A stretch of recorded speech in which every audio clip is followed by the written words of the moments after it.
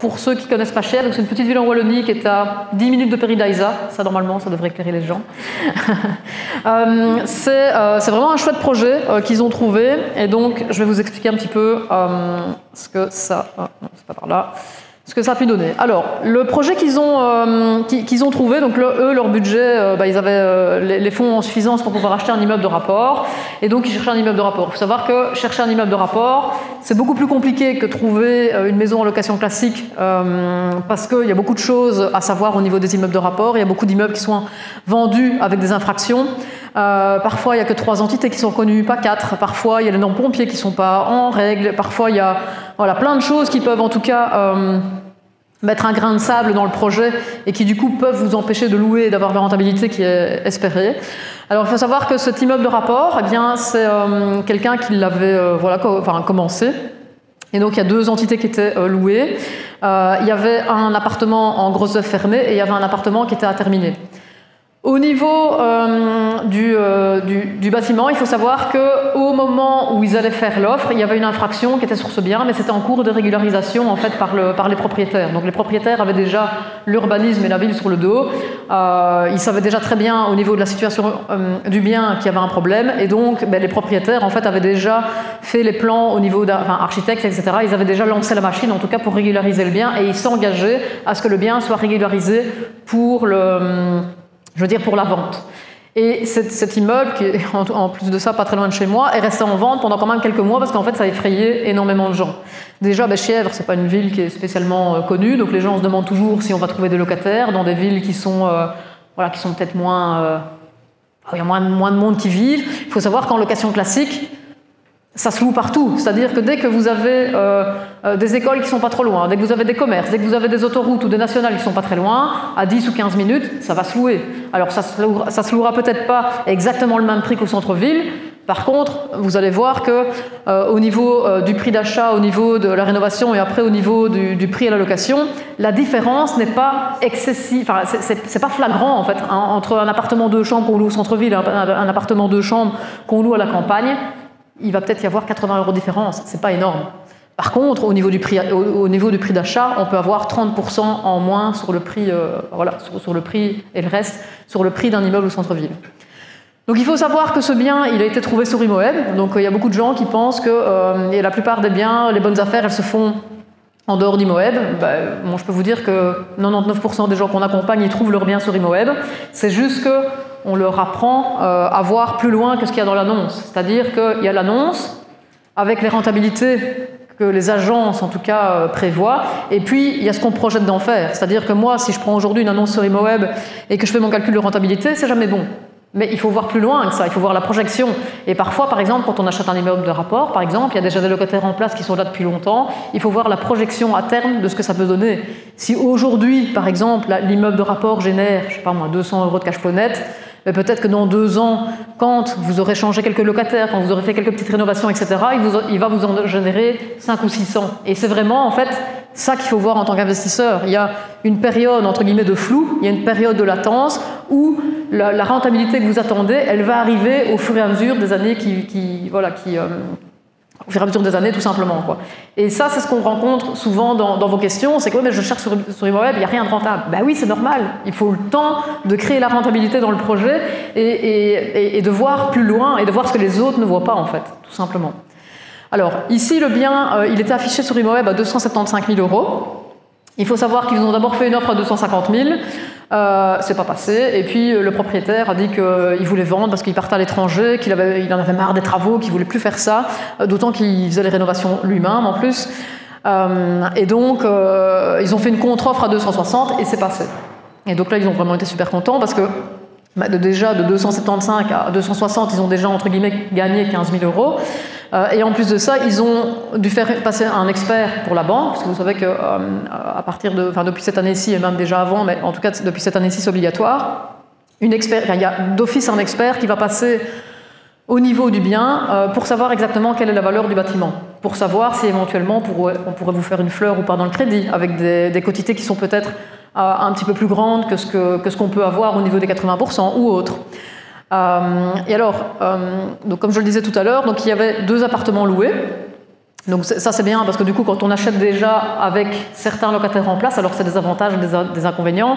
L'avantage c'est que quand vous allez demander un crédit à la banque et qu'il y a déjà des loyers qui rentrent, ben forcément votre capacité d'emprunt elle augmente qu'un immeuble vide. Donc ça c'est déjà un avantage. Le désavantage c'est que vous ne savez pas vraiment qui est à l'intérieur et que donc probablement que le propriétaire, il vend parce qu'il a eu une mauvaise expérience avec les locataires. Et donc, il y aura probablement un problème à régler quand vous devenez propriétaire. Alors, donc ça, c'est donc un des appartements. Donc, il faut savoir qu'il y a 2 appartements, 2 chambres et un appartement, une chambre. Au niveau des 2 appartements qui sont loués, ils sont certes un petit peu anciens, mais ceci dit, ils sont encore corrects. C'est-à-dire que le carrelage, vous voyez que voilà, c'est du carrelage qui a probablement une petite, voilà, 15-20 ans, dirons-nous, mais il est encore en très très bon état. Donc certes, c'est pas du carrelage design, mais il est fonctionnel, il est propre et il n'est pas abîmé. Donc typiquement, ça c'est pas le genre de truc qu'on va bouger. Par rapport à cet appartement, la cuisine était quand même un petit peu désuète, donc ça c'est des choses qui ont, vous allez voir tout à l'heure, qui ont été remplacées. Il y a une grande mezzanine en fait en haut avec une pièce à l'arrière qui normalement n'est pas censée exister. Donc sur papier, dans les annonces, on n'est pas censé dire que par exemple c'est un appartement ici 2 chambres, officiellement 2 chambres, mais en réalité il y a une 3e chambre sous comble en haut, mais qui n'est pas reconnue par l'urbanisme. Et donc dans l'annonce, les personnes ne sont pas censées mettre qu'il y a une 3e chambre. Ceci dit, à partir du moment où les gens visitent, ils se voient bien qu'il y a une pièce en plus, c'est une valeur locative en plus. Ça peut très bien être un bureau. Si on ne peut pas faire une chambre, ça peut très bien être un bureau. Donc ça, c'est toujours le même appartement. C'est justement, ça c'est la petite pièce qui est censée ne pas pouvoir être louée. On voit que c'est une pièce qui est correcte, mais au niveau de la pente, toiture, etc., c'est pas suffisant, en tout cas pour les normes de salubrité, comme on les appelle. Alors là, la salle de bain, par exemple, on voit qu'elle est un petit peu vieillotte. C'est sûr que c'est pas spécialement au goût du jour, mais par contre, c'est encore fonctionnel. Donc ça, après, c'est une question de choix. Est-ce qu'on remplace maintenant ou est-ce qu'on attend qu'elle soit vraiment en fin de vie pour pouvoir la remplacer? Donc ça, c'est des choix à faire à un moment donné. Donc dans cet appartement-ci, ce qui a été fait, c'est le remplacement de la cuisine, grosse mise en peinture partout. Et alors, au niveau de la salle de bain, ils ont fait le choix de remplacer par une nouvelle cabine de douche et un meuble qui est un peu plus design. Parce qu'on le sait, en fait, au niveau de la mise en location et même dans les mises en vente, tout ce qui est coup de cœur, c'est les cuisines et les salles de bain. Donc en général, il faut les soigner parce que typiquement, que ce soit dans la salle de bain ou dans la cuisine, on y passe quand même un petit peu de temps. Et donc, en général, ça crée aussi l'effet coup de cœur. Alors ça, c'est un appartement qui est loué. Donc là, on n'a pas beaucoup de photos, mais c'est pour vous montrer que clairement, ici, c'est une dame âgée qui vit. Visiblement, elle est là depuis un moment, elle ne va pas partir. Là, l'appartement, clairement, il est comme ça, il restera comme ça le temps que la personne vive dedans et qu'elle décide de partir. Donc là, il n'y a pas eu de rénovation. Alors ça, c'est l'appartement avant travaux qui est à terminer. Donc c'est-à-dire qu'ici, le propriétaire qui avait commencé les travaux, il a fait le carrelage, il avait commencé à faire les... comment ça s'appelle j'oublie les termes, mais les bouts de bois, on va les appeler comme ça. Tout autour, il avait déjà délimité les pièces, il avait déjà ramené tout ce qui était évacuation d'eau, arrivée d'eau, l'électricité. En fait, tout est là, mais il fallait tout terminer. Donc là, on est vraiment sur quelque chose qui est, entre guillemets, il n'y a plus qu'à mettre les plaques de Gyproc, terminer l'électricité, et les pièces, en fait, elles sont terminées. Donc celui-là, eh bien, on est sur quelque chose qui est quasi fini, qui nécessite encore quelques travaux, mais pas non plus de manière excessive. Et alors, le dernier, ici on est toujours en haut. Alors ce qui est très, très bien aussi dans cet immeuble de rapport, c'est que la personne qui a fait les rénovations a vraiment fait les choses dans les règles, c'est-à-dire qu'il a rénové directement avec des planchers béton. Donc tout était déjà RF de base entre les étages, donc ça a été quand même relativement rénové. Et alors le trou que vous voyez là, eh bien c'était pour se faciliter la tâche au niveau de la rénovation, pour éviter de devoir monter dans les escaliers toutes ces marchandises. En fait, il avait fait un trou en plein milieu du salon pour pouvoir monter ces marchandises plus facilement. Donc il était assez organisé, mais il en a eu marre des travaux et il préférait prendre sa retraite au soleil avec le prix de la vente de l'immeuble. Alors... donc, vous voyez qu'ici, on voit qu'il y a déjà tout ce qui est évacuation qui est installé. Il y a déjà pas mal de câblage au niveau électrique. C'est déjà du double vitrage partout. La toiture, elle est encore en bon état. et même au niveau des communs, etc. Enfin, tout était quand même relativement sain.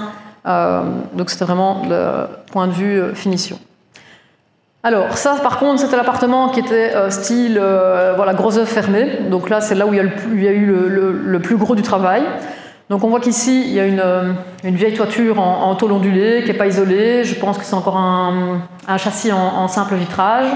Il y a du vieux carrelage qui, lui, par contre, nécessite de sauter et d'être rénové. Et là, ici, clairement, tout est à faire, quoi. Il n'y a même pas les câbles électriques qui passent, il n'y a même pas les arrivées d'eau, il n'y a absolument rien.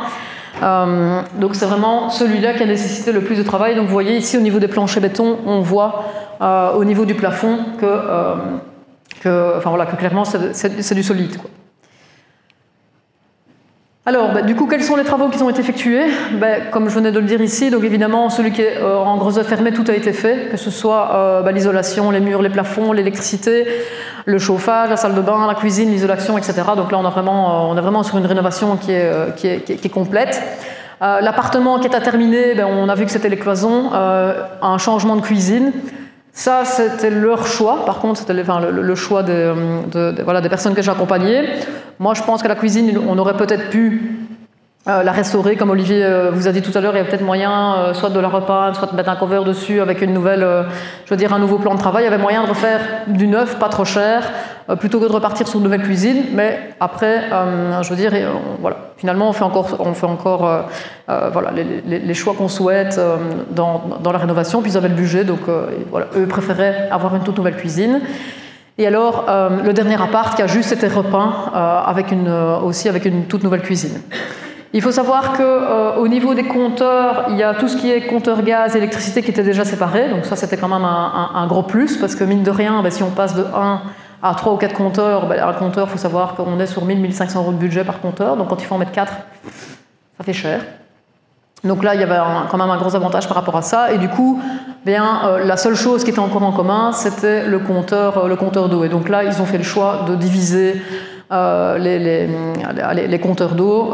Et clairement, au niveau de la gestion locative, il vaut mieux le faire quand on est sur des immeubles à appartements. Il vaut mieux que les locataires gèrent leurs propres charges.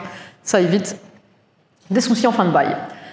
Et alors, il y avait une petite mise aux normes aussi au niveau des pompiers, c'est que l'escalier en bois qui traverse en fait tout le bâtiment jusqu'en haut, il fallait le rendre RF. Donc, c'est-à-dire que c'était un escalier en bois, et donc l'idée, c'était de faire aussi du gyproc RF tout autour de l'escalier. Voilà, ça c'était une des exigences de la ville. Alors, donc vous voyez que ça, c'est une des cuisines qui a été remplacée. Évidemment, c'est quand même un petit peu plus sympa. Je pense que celle-là, elle vient de chez Ikea, avec un budget qui est tout à fait raisonnable. Je crois qu'on est autour de 2000, 2005 au niveau de la cuisine. Au niveau donc, de la salle de bain, ils sont partis tout simplement sur c'est pas une cabine de douche, mais juste un bac de douche avec une paroi. Donc ça, c'est aussi encore un budget raisonnable. Alors, moi, de par mon expérience, ce genre de bac paroi qui n'est pas fermé, moi, personnellement, je n'en veux plus dans mes locations. Tout simplement pourquoi? Parce que les gens, ils se lavent, il y a de l'eau partout, et ils ramassent pas. Et donc, un locataire, deux locataires, trois locataires, après, on peut remplacer le sol, si c'est pas du carrelage. Donc, moi, maintenant, je préfère mettre des parois et fermer l'entièreté de la douche. En termes de gestion locative, je trouve que c'est mieux. Mais effectivement, ça coûte un petit peu plus cher à l'achat. C'est-à-dire qu'une paroi de douche comme ça, elle va peut-être coûter, selon l'endroit où on l'achète, elle va peut-être coûter 300-400 €. La fermer complètement, on va être sur 1200, 1300, 1400, 1500, selon le choix du matériau qu'on décide de faire. Alors, donc ça, c'est l'appartement donc la nouvelle cuisine qui nécessitait d'être repeint. Donc là, on est parti sur toute la peinture de l'appartement. Non, c'est celui qui est l'appart à terminer, pardon. Donc là où il n'y avait pas les cloisons. Donc vous voyez ici que toutes les cloisons en fait ont été faites. Il y a le chauffage central qui était installé, qui n'était pas encore là. Donc ce sont toutes des chaudières qui sont individuelles. Voilà, avec toutes les portes. Et alors ça, c'est plutôt l'appartement qui a été repeint, où justement on a aussi changé la cuisine. Et ça, là par contre, c'est plutôt une cuisine de chez Ego. Et ça, c'est l'appartement qui était au rez-de-chaussée, où il y avait encore les planchers béton, etc., où il n'y avait rien, où il fallait tout faire. Vous voyez que, du coup, la vitre qui était, jusque-là, elle a été remplacée par une grande baie vitrée. Et alors au niveau de la toiture, c'est amélioré, on a mis l'isolation, ils ont fait carreler partout, et effectivement ici on arrive sur quelque chose de beaucoup plus qualitatif. Alors, hop. Et donc ça c'est une des chambres qui a été aussi refaite. Alors, au niveau du financement, il faut savoir qu'ils sont partis plutôt sur un crédit mixte, c'est-à-dire qu'au niveau des crédits, vous avez plein de manières de faire des crédits différents. Évidemment, quand vous allez à la banque, en général, on va vous proposer le crédit classique en 20 ans, avec les taux d'intérêt qui sont constants, etc. Mais ça, c'est pour monsieur et madame tout le monde. Ensuite, une fois qu'on commence à être un petit peu informé sur les possibilités qu'on a de faire des crédits, eh bien, l'idée, c'est de jouer un petit peu avec les outils qu'on a à disposition. Donc, en plus du crédit classique que vous pouvez faire, qu'on peut faire, déjà, vous pouvez le faire en 20 ans, vous pouvez le faire en 25 ans, vous pouvez le faire en 15 ans, il y a déjà plusieurs durées. Et vous pouvez même faire des crédits en 22 ans si vous en avez envie. On n'est pas obligé de faire des tranches de 5 ans, vous faites les tranches qui vous arrangent. Mais ça, typiquement, en général, les banquiers, les courtiers ne vous proposent pas d'office. Alors, pour ce qui est du financement ici, ils sont partis tout simplement sur un financement en 20 ans, parce que c'est ce qu'ils avaient envie de faire, et ils sont partis sur un crédit mixte. C'est-à-dire qu'ici, on a fait un montage, parce que les deux personnes que j'accompagne, il y en a un qui a, le mari a une société, et il paye en fait une EIP comme en tant qu'assurance pension pour plus tard. Et donc, cette EIP en fait a été mise en garantie pour pouvoir rembourser en partie, la moitié du crédit à terme. Et donc ici, le montage financier, c'était un crédit 50% crédit bullet, crédit classique. Le crédit bullet, pour ceux qui ne savent pas ce que c'est un crédit où on ne rembourse que les intérêts du crédit pendant toute la durée du crédit. Et donc, ce qui permet de considérablement diminuer la mensualité du prêt. Donc ici, il y a 50% en crédit classique qui est remboursé, ils ont eu un taux à 2,91. Donc la mensualité pour le crédit classique, eh bien, elle est de 895 €. Et donc, on voit que l'autre partie qui est en crédit bullet, évidemment, la mensualité elle est beaucoup plus basse, même si c'est exactement finalement le même montant remboursé à terme. Mais on voit qu'au niveau de la mensualité, on divise par 2, évidemment, la mensualité qu'on rembourse à la banque. Et le gros avantage, c'est comme je le disais juste avant, c'est que ça va être complètement remboursé par un système de rémunération, entre guillemets, vis-à-vis de la société. Donc il a mis ça en gage, et à terme, plutôt que de recevoir l'argent sur son compte, il va rembourser le crédit de la banque avec son assurance pension.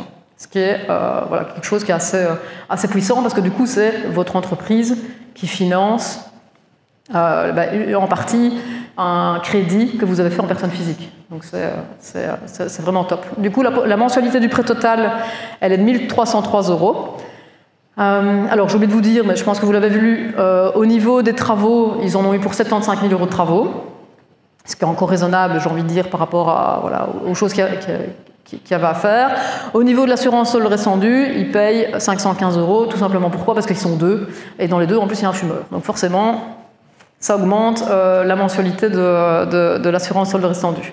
Et au niveau de l'assurance incendie, forcément, on est sur un immeuble de rapport, donc les mensualités de l'assurance incendie, il faut couvrir évidemment tout ça avec une valeur à neuf, donc forcément, on paye plus cher qu'une maison. Alors, au niveau de l'étude de cas, au niveau de la location, donc on est parti sur des baux de résidence principale pour tous les logements. Il faut savoir qu'il y a 2 appartements, une chambre qui sont loués 500 et 550 €. Il y a 2 appartements, 2 chambres qui sont loués après travaux pour un bail de 3 ans, 675, tous les deux 675 €. Du coup, au niveau du total des loyers perçus, on est sur 2 400 € hors charge.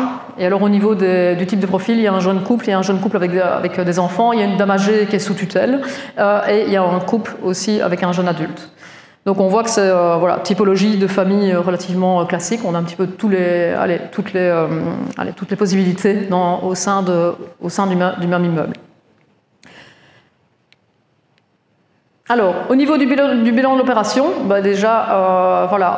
nous, ce qu'on calcule au niveau du cash flow net, c'est qu'on arrive à 768 € net de cash flow par mois. C'est-à-dire que ça, on paye toutes les taxes, on paye l'assurance solde rescendu, on paye le revenu cadastral, on paye les impôts au niveau de l'immeuble, de la mise en location. Vraiment, tout est pris en compte dans le calcul. Et donc, ça, évidemment, c'est possible, tout simplement parce qu'on a fait un montage 50% crédit classique, 50% crédit bullet, et en plus, comme c'est en 20 ans, on sait que ça va être remboursé beaucoup plus vite.